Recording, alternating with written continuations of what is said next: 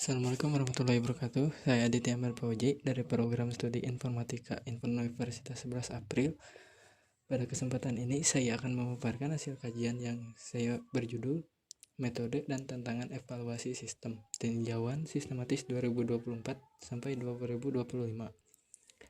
Kajian ini merupakan sebuah sistematik literatur review atau SLR yang fokus pada bagaimana sistem-sistem saat ini dievaluasi secara ilmiah dan apa saja tantangan yang dihadapi. Pertama-tama ada latar belakang.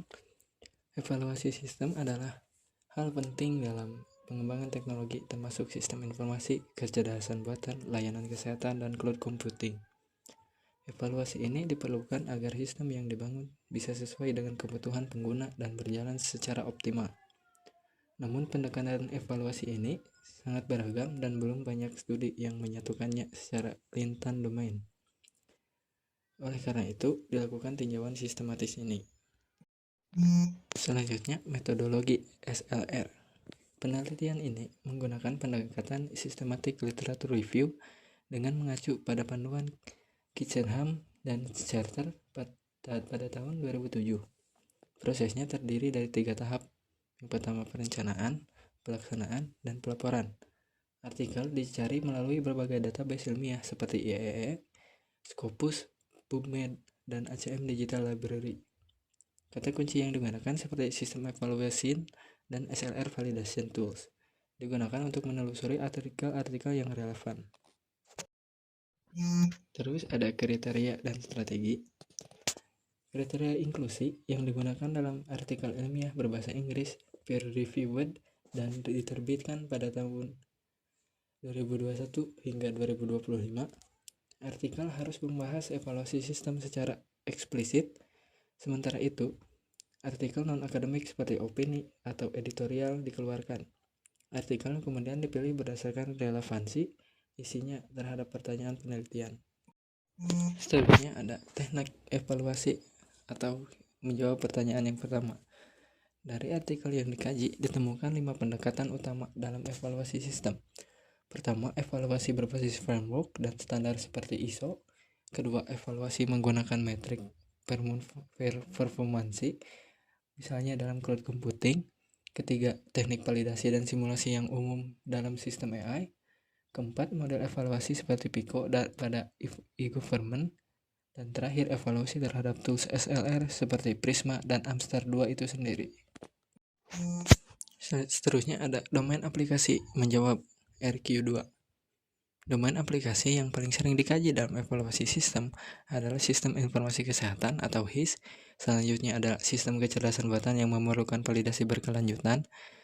Cloud computing juga menjadi domain penting dengan fokus pada performa teknis. Selain itu, evaluasi juga dilakukan pada sistem e-government dan manajemen proyek digital seperti PMIS.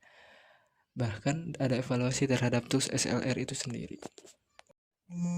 Selanjutnya ada RQ3 yang menjawab tantangan evaluasi.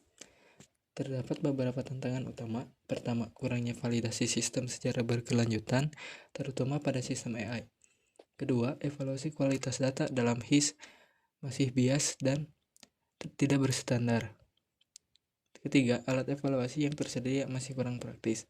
Keempat, pelatihan untuk menggunakan tools seperti Prisma masih minim.